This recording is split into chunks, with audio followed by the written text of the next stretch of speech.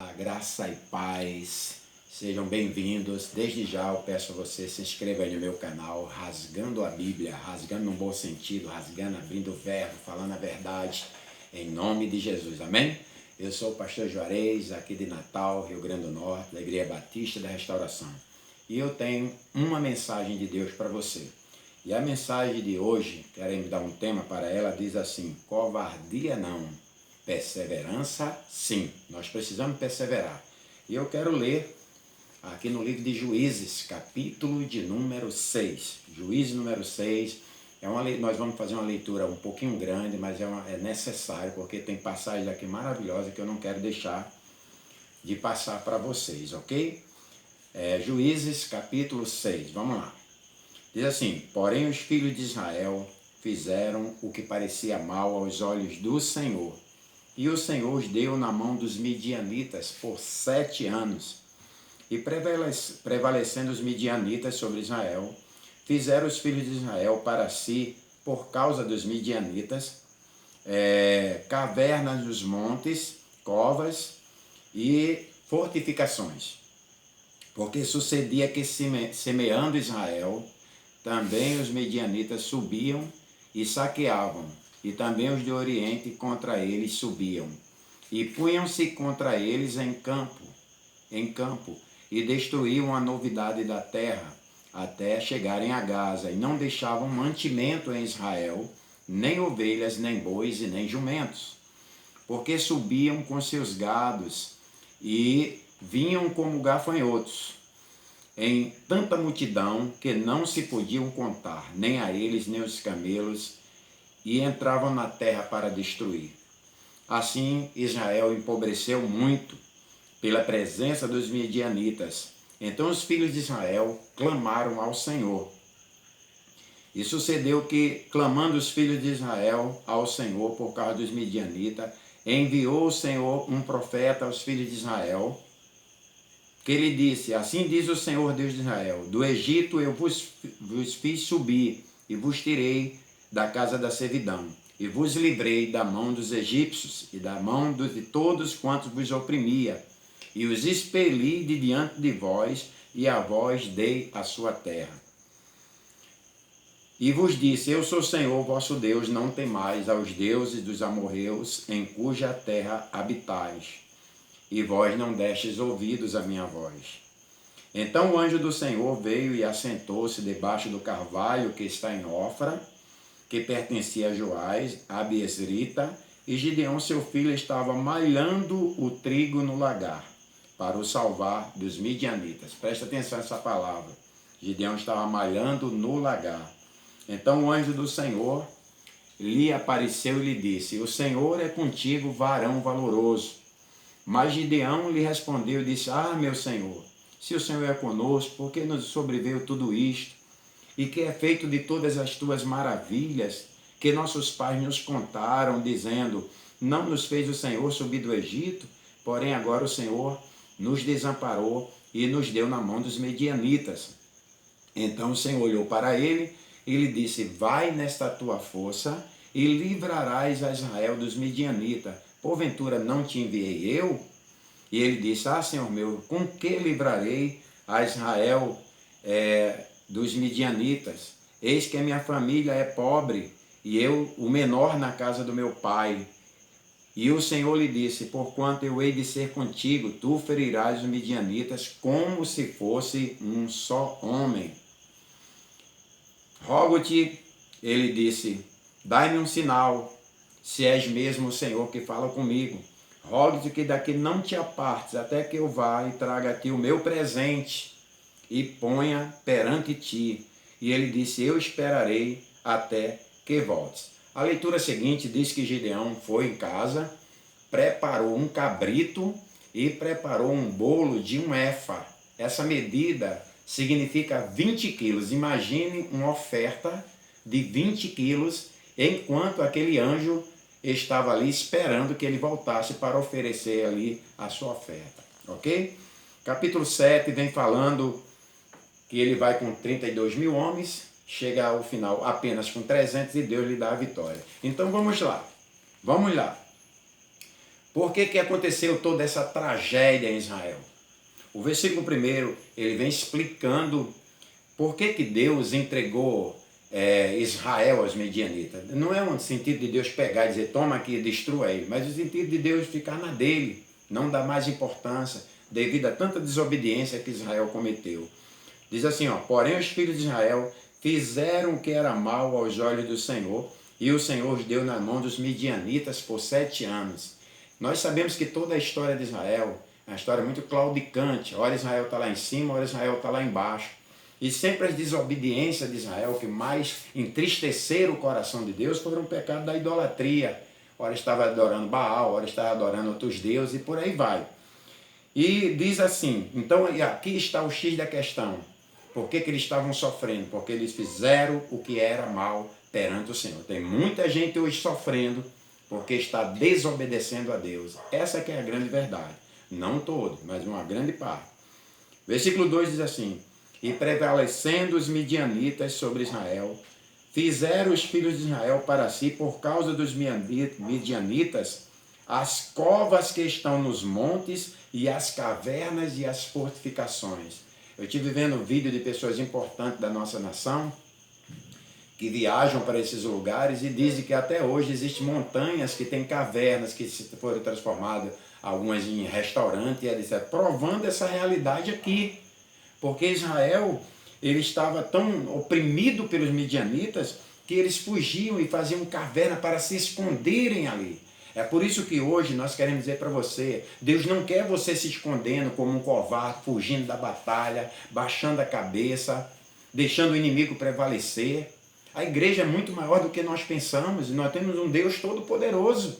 Em nome de Jesus, não tem pandemia que nos vençam, não tem nada que nos abata. Nós fomos criados no meio da luta, em nome do Senhor Jesus, e nós vamos vencer. Então eles fugiram para as montanhas com medo dos midianitas. Por quê? Versículo 3 diz assim, porque sucedia que semeando Israel, subiam os midianitas e os amalequitas, e também os do Oriente contra eles subiam, e punham-se contra eles em campo, e destruíam a novidade da terra, até chegarem a Gaza, e não deixavam mantimento em Israel, nem ovelhas, nem bois e nem jumentos. Se você não sabia, os midianitas eram povos que habitavam no deserto. No deserto não havia terra fértil, ele não tinha agricultura, e eles viviam da espada e do roubo. Eles também eram muito pobres, eram pessoas que viviam de invadir as fazendas, de roubar o que o próximo tinha. E aqui, no texto está dizendo que já por 7 anos Israel estava sendo saqueado, roubado, destruído por aquele povo. Gente, imagina o seguinte, você ser assaltado uma vez é ruim, 2 vezes, como já aconteceu comigo, é péssimo. Agora você imagina você está sendo roubado durante 7 anos. Tudo que Israel plantava, aquele povo vinha e saqueava e roubavam. Então, não somente a agricultura, mas também roubavam os animais, roubavam ovelhas, roubavam os bois e roubavam também os animais de cargas, como jumentos, por exemplo. E a Bíblia mostra aqui no versículo 5 que eles subiam com os seus gados, eles também vinham com os seus gados e vinham como gafanhotos e com tendas. O roubo era tão grande que eles armavam tenda, ficavam 2, 3, 4 dias ali roubando o que podia, e também ameaçando e fazendo atrocidade ali na agricultura de Israel. Eles se acampavam e também eles vinham em grande número. Nós sabemos que a comparação com os gafanhotos, se você for estudar sobre os gafanhotos, eles são vorazes demais.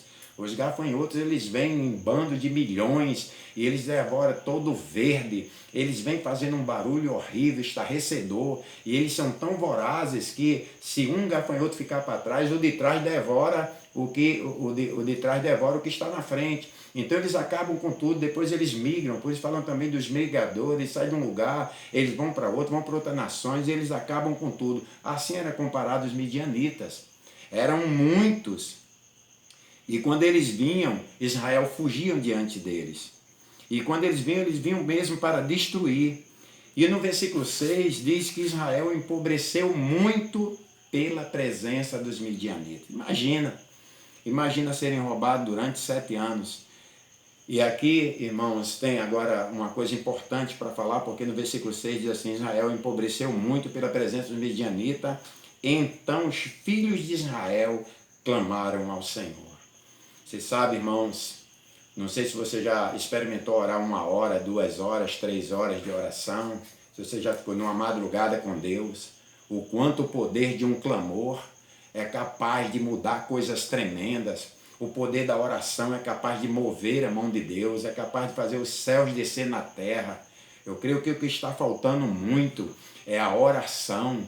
Quando você ouvir dizer que a situação deste Brasil é culpa da igreja, não fica com raiva não.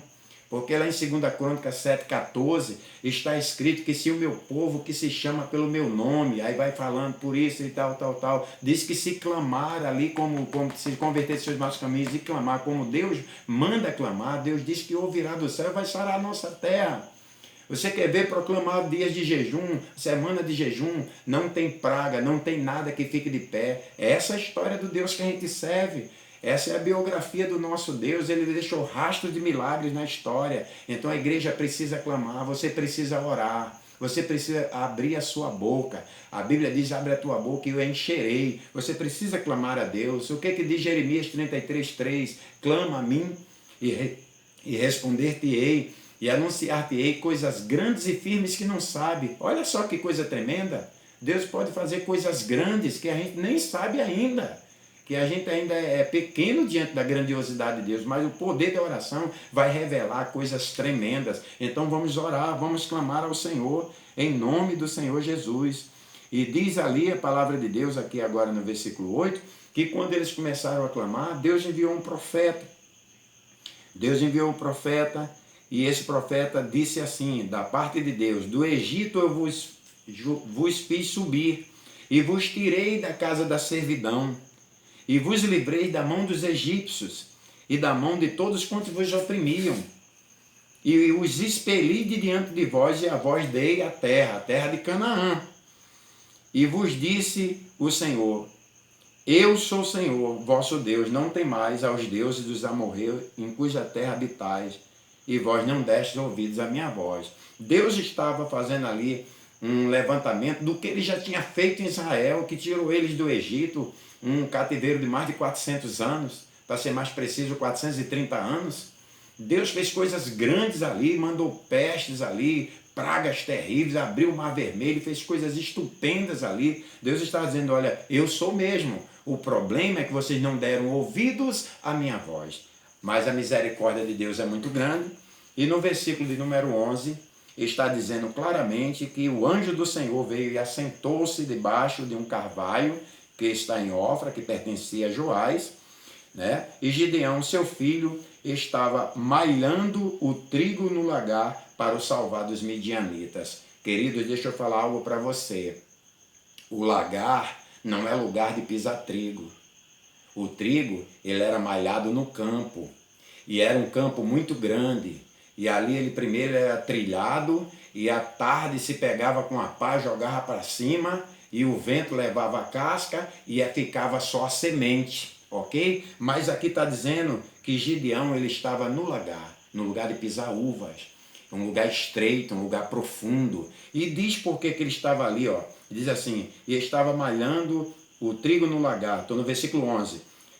Para o salvar dos midianitas, ele estava malhando o trigo ali de joelho, batendo naquele trigo para largar aquela semente, para preservar a semente, para que o povo de Israel não perecesse, para plantar novamente. E foi nesse momento que Deus se aproxima de Gideão, porque ele estava em contrição, ele estava de joelho, ele estava sozinho, ele não podia estar no campo malhando o trigo, senão ele ia ser visto pelo inimigo. Ele estava aqui em humilhação, batendo aquele trigo, e quem sabe dizendo, Deus, que esse trigo nasce em abundância para salvar o meu povo. E foi nesse momento que no versículo 12 diz assim, então o anjo do Senhor lhe apareceu e disse, o Senhor é contigo, varão valoroso. Que coisa linda, que coisa maravilhosa, quando Deus nos encontra numa atitude de humilhação, quando Deus nos encontra numa atitude de oração, de estar velando pelo reino, velando pela sua palavra, fazendo algo em prol, aleluia, para que continue a espécie de um povo fiel, de fé e de coragem.